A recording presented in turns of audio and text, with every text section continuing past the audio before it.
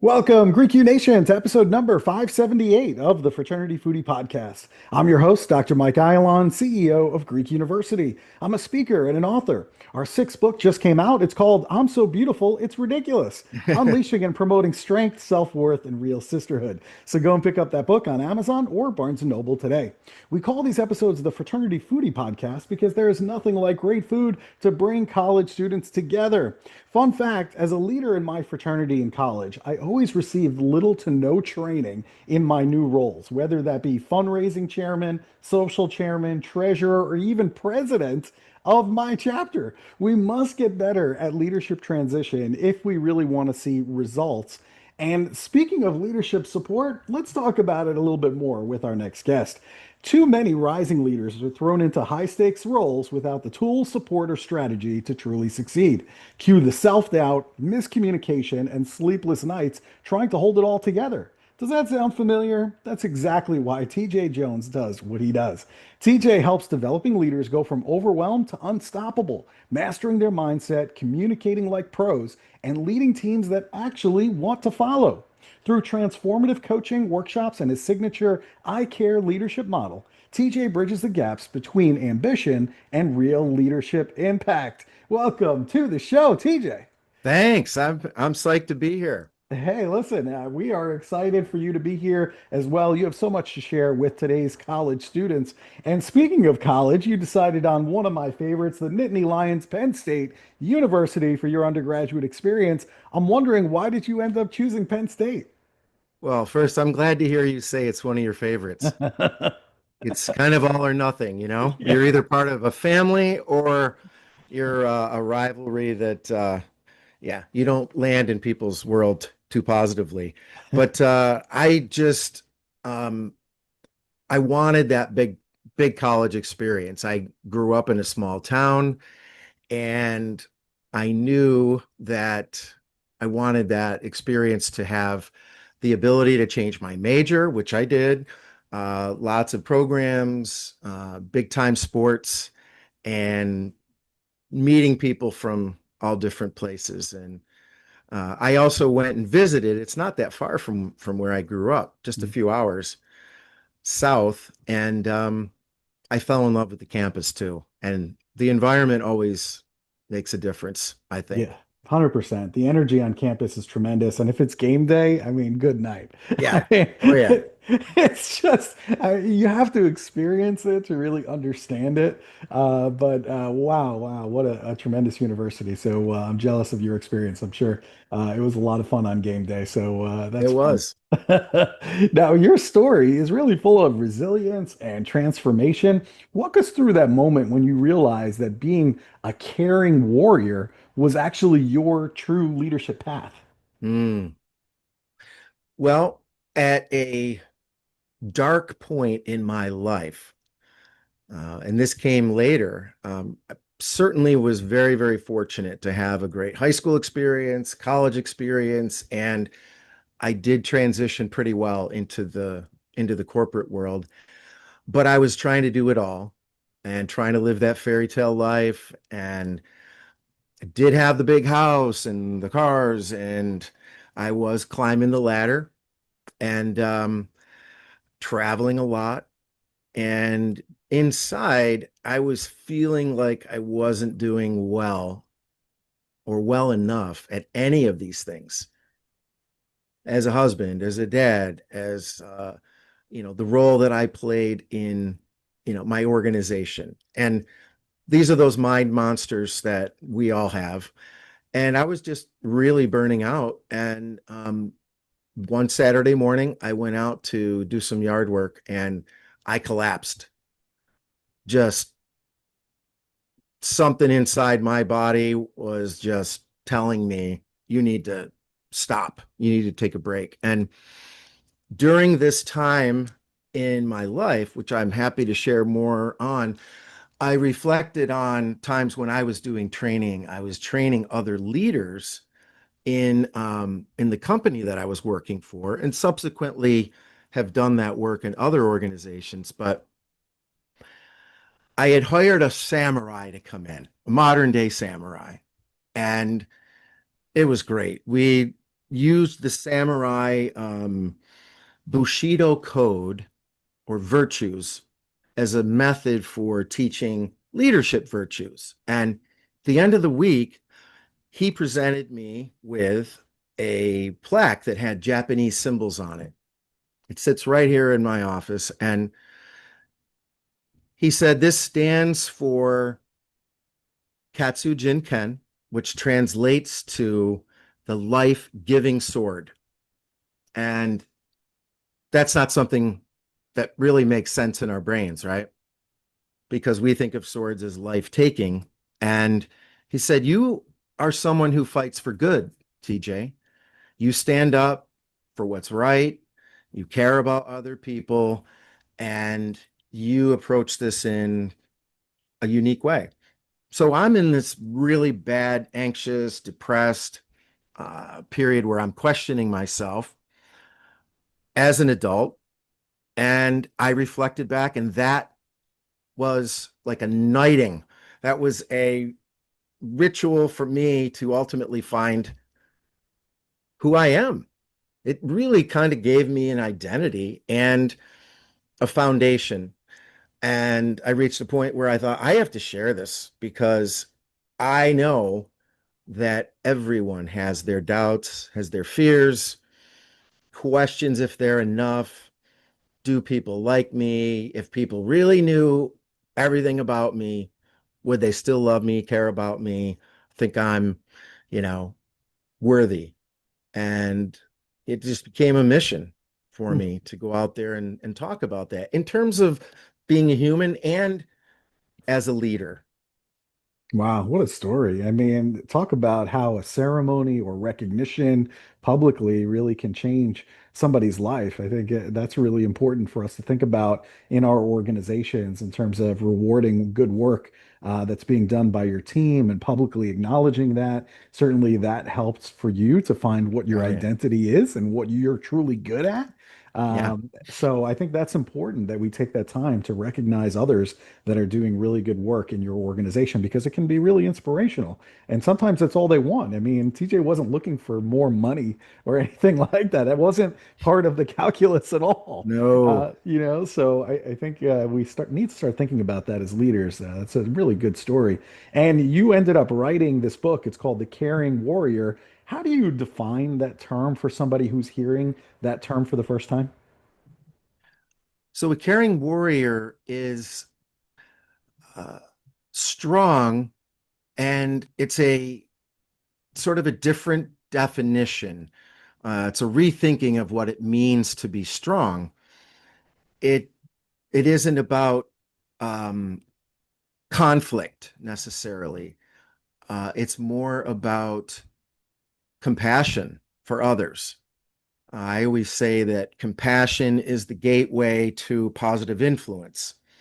It's about that ability to take personal accountability, say, I'm sorry. Um, that's unfortunately not a hugely common thing out there. Vulnerability, I'm really struggling with XYZ and a willingness to share. But I think the real warrior part of it is to be okay with that and to accept yourself. We always talk about self-love. I think the more important thing, because love feels like a big hurdle, it's self-acceptance. And when you are accepting yourself, you are more likely to stand up for others. You are more likely to do the right thing in difficult circumstances. And so it's a way of leading, but alongside of others as opposed to ruling them. Wow, that's a great book for any of our college student listeners to pick up. I think, caring about others and vulnerability and all of those pieces, a lot of that has kind of gone by the wayside recently. I think a lot of it is really just due to social media, unfortunately. Sure. Comparing ourselves to what other people have and, that whole comparison thing, when we really should be caring for one another, ultimately. Man, oh man. And you also say that leadership isn't about being the hero of the story. Can you explain what that means for college students, whether it be fraternity, sorority, or even your kids? Absolutely. It is natural for us to want to be liked, to, be popular, to matter. And a real leader is someone who sees themselves more as a mentor or guide. And all you need to do is look at books, stories, movies, so many of our favorite movies. There's a hero in the movie, and typically they have a mentor that steps in and helps them along that journey. And so, the story of the hero is that central character. Whatever the conflict is, whatever the challenge that, sort of sets them in motion, someone appears. And, I use Star Wars. I don't know if your college students are Star Wars fans, but there's a character, Yoda, who steps in and he helps the main character, Luke, to find himself, to become more, to, uh, you know, pull in the force, to become more. Gandalf in The Lord of the Rings. There are just any number of examples. But to me, um, the real leader is that influencer who guides and helps the people that they're influencing to be more than they otherwise would be. Mm. I like it. It's a good comparison, and you're right. Every movie has that dynamic, it seems, with the hero that needs help at some point in the story. Our fraternities, they are filled with emerging leaders, but I think we have to talk about masculinity a little bit here Yeah, because, I think students want to lead with both strength and also compassion. I think that that's there sure. too. But I think especially as men, I feel like we don't want to be seen as soft. So what do you say about that? Yeah, there is such a misunderstanding about, you know, I'll just digress for a second and say that some of what I'm saying and some of what we're talking about right now sounds maybe a little woo woo or a Hmm. little heavy. Hmm. Um, I had a blast in college and I still have a lot of fun and joke around and you know, it's it's not all, bubble gum, stuffed animals, and group hugs that I'm talking about. So I don't want your audience to think that, you know, I spend most of my time chanting in the forest and don't live in the real world. But as as men, you mentioned masculinity. There is a stereotype that, a real man is the power is control. The power is very matter of fact and sort of the my way or the highway. It's aesthetic, it could be physical. uh, it's often, big muscles or, whatever thought of as masculinity. And in truth, I think that the the influence that a man can have and should have is by that compassion, that showing up and not being wimpy or but standing up for good virtues, standing up for using manners, not just with women but with everyone. Hmm. And that doesn't mean perfection either, but there are those boundaries. There are those times when, you know masculinity in its more stereotypical form could go into putting others down to make yourself feel better, going over the top. There's a lot of chop busting, cracking on other people. I don't know all the terminology now. Slay, I think, is one of them. But there's a limit to, this is kidding around, this is having some fun, or it's only one-sided and it's actually really breaking somebody down and hurting them to a point where their self-esteem is spiraling down, and it can be at your hand.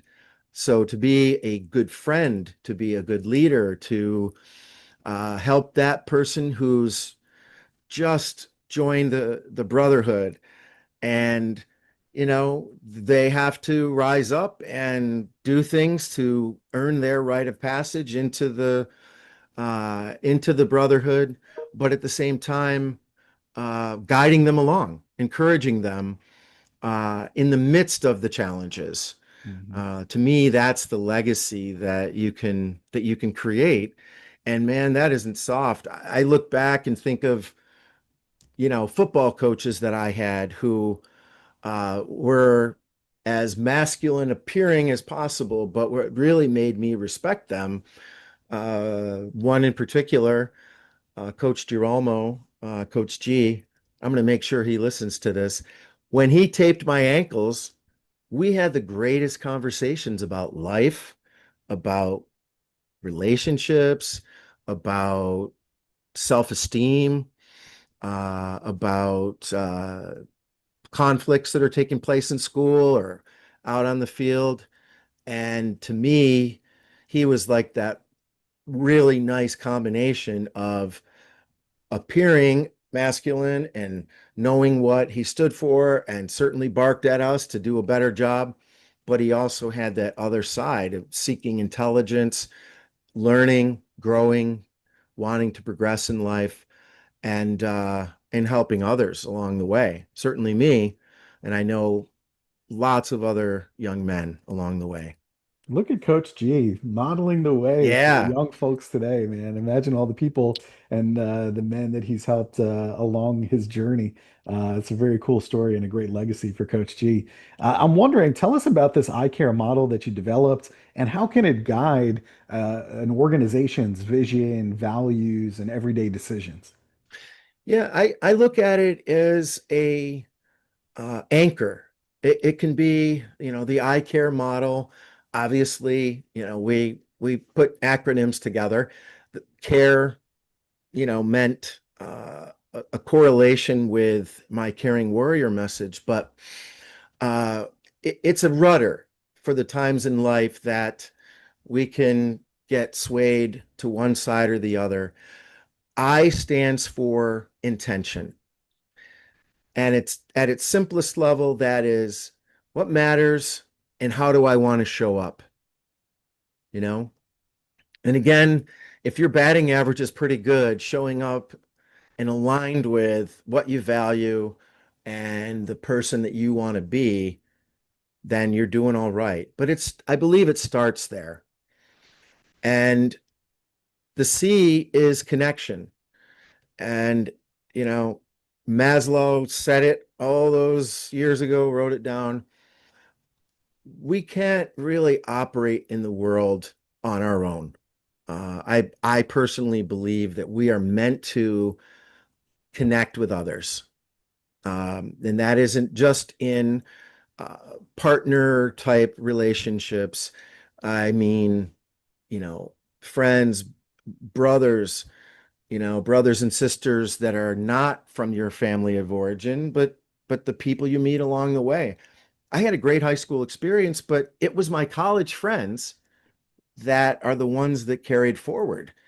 And people are all over the country, and I've stayed very tight with them, probably because of the transition and transformation you're making at that time. So those connections are really, really crucial. And man, I'm very grateful for them. The A is for awareness. Awareness is probably thrown around there a little bit too much and hard to pull into some kind of a meaning. Awareness is really that ability to sort of step back out of those thoughts. Unfortunately, most of us, there are statistics out there that the majority of thoughts that people have are negative, questioning yourself, obsessing over a comment that might have been made, jealousy, envy, worry, and anxiety. What am I going to do with my life? My parents are putting pressure on me. I'm getting all these questions about what's next. And there's a fairly uncertain world out there for college kids right now. What am I going to do for a living? How will I live? What's it going to unfold like? And awareness to me is about sort of stepping back and realizing that you are not those thoughts. You are the observer of those thoughts. We forget that because we get attached to those thoughts. We think about the past. We have regrets about the past. We have anxieties about the future.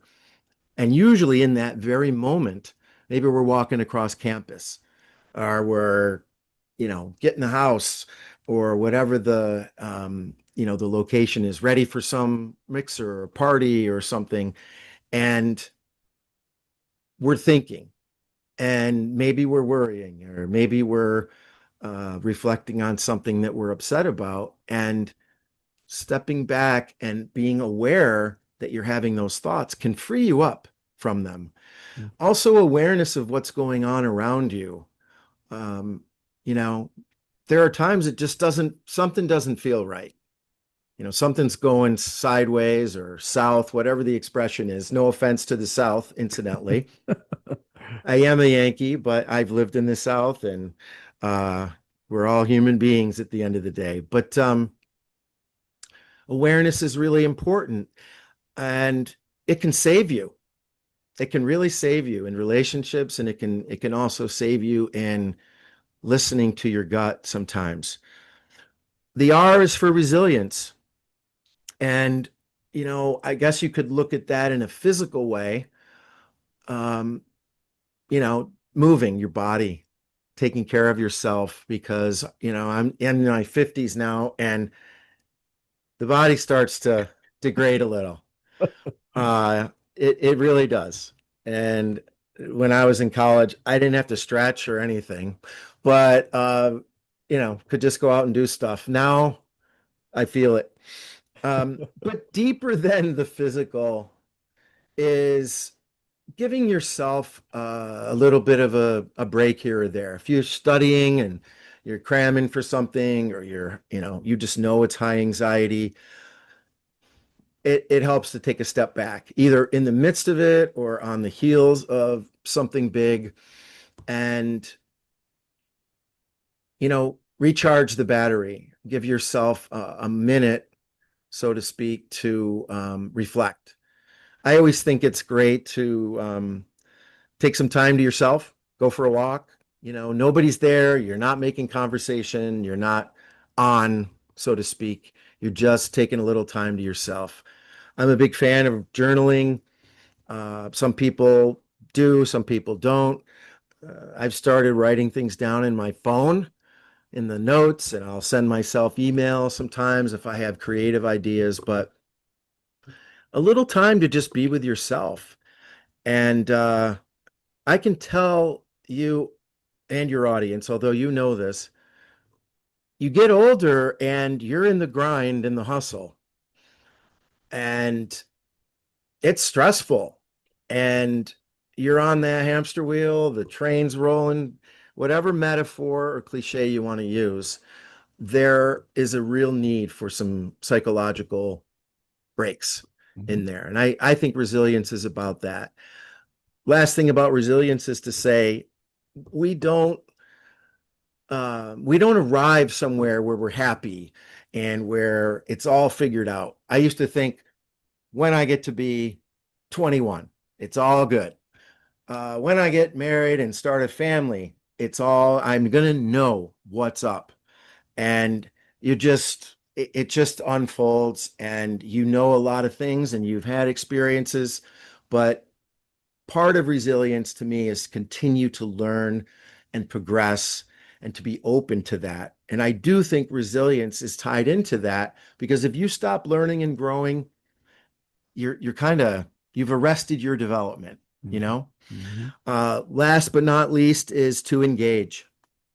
All of you out there, you're at a really beautiful, wonderful time in your life. You probably get tired of older people telling you that, but engage with it. You know, get involved, uh, take part in things that can be special memories. Something that was huge at Penn State was a dance marathon Oh yeah. that raises tremendous amount of money for childhood cancer. And I got involved in helping out one year. The subsequent year, I danced in air quotes. That's not dancing. All right. There may have been some moments when a great song came on. You're just kind of standing and moving from one foot to the other. And then all of a sudden you're playing world ball and their volleyball nets are there. But the more important part of that is I look back on that as just one of the greatest experiences, and um, just great memories. And taking that step to sign up and do it, it's a huge decision, even though it seems so trivial at the time. So engage with life, engage with the people that are out there, and give yourself an opportunity to learn and explore different different opportunities. You know. Yeah, that's a great model, especially for incoming college students that are trying to figure out their path. And I love that engagement piece with Thon. I mean, Penn State's raising over $10 million a year with Thon for childhood cancer to help resolve that. And just all the kudos in the world to the students at Penn State that continue to do the important work. Really, really great stuff. I had one other question for you. The college students who are listening right now, they are fighting all kinds of silent battles. Some of the stuff that you experienced early in Mm-hmm. life as well, like that burnout that you talked about earlier, anxiety, and certainly a pressure to perform. That's nothing new for you as a Penn State student. I think every student at Penn State feels pressure to perform, whether that be in academics or athletics. Mm-hmm. There is that pressure for college students. So, what advice would you give to a student leader who's listening right now, but is silently struggling? Mm. Well, the first thing I want to say is you're not alone. It's one of the most important pieces of the introduction of the book. It's not a memoir, but I talk about in more detail this experience of falling, literally and figuratively. I was depressed, I was anxious, and I wasn't sure that I mattered. It sounds crazy because I looked successful. It all looked that way. And yet inside, I had a lot of doubts and insecurities and imposter syndrome. Will I be found out? I'm climbing the ladder, but gosh, they trust me to do this? Like, I don't know what I'm doing. Um, so know that you're not alone. It is human nature to doubt yourself. It is human nature to want to be loved and accepted and to know that you matter. And there are uh, lots of external stimuli to tell us that we're not, or to start believing that. And so that um, knowing that you're not alone. And I often say beyond that, that I am you. And what I mean by that is the grind and the hustle, the ups and downs through college, the breakups and the injustices, everything from small injustices to ones where you get laid off, or you don't make the team, or you interview and a job doesn't come through for whatever reason. Trusting that things will continue to unfold and giving yourself the chance to say, I'm me. I wake up every day in my own mind, in my own heart, in my body, and it's okay to be me. In fact, it's really good. I still have self-doubts. I didn't figure it all out through this process, but I learned a lot, and I learned to accept those times, and I learned to accept my own doubts, and I now have better internal conversations with myself. And so if you're struggling out there, please know that you're not alone, and take some time to breathe. Take a pause. It sounds silly. I happen to be a meditation teacher at this point in time in my life, but just take a minute to breathe and just let go of some of those thoughts that are negative. Think of them as floating by like a storm cloud, or pretend that you're watching a movie and you're the main character of that movie, and observe choices, and kind of watch yourself a little bit in that way, and make a decision to love and accept who you are, because that's the way you were made, and it's good, and it's worth it, to embrace that, and people will see it, people will notice it, and your life will be better. You will have issues, you will have challenges. We're gonna suffer, um, and we're gonna feel pain, but to some degree, the amount that we do is optional.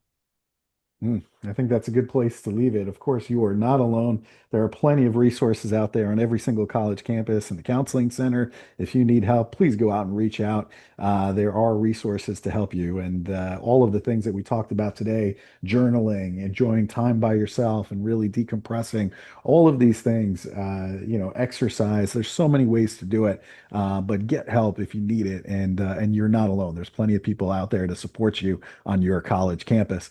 Well, this has been really, really good. Of course, the book is called The Caring Warrior. I recommend that everybody go out and pick up that book. So if the college student listeners want to buy your book today and then they want to connect with you for coaching, whatever it is that they need, speaking, etc., where should they go to connect with you?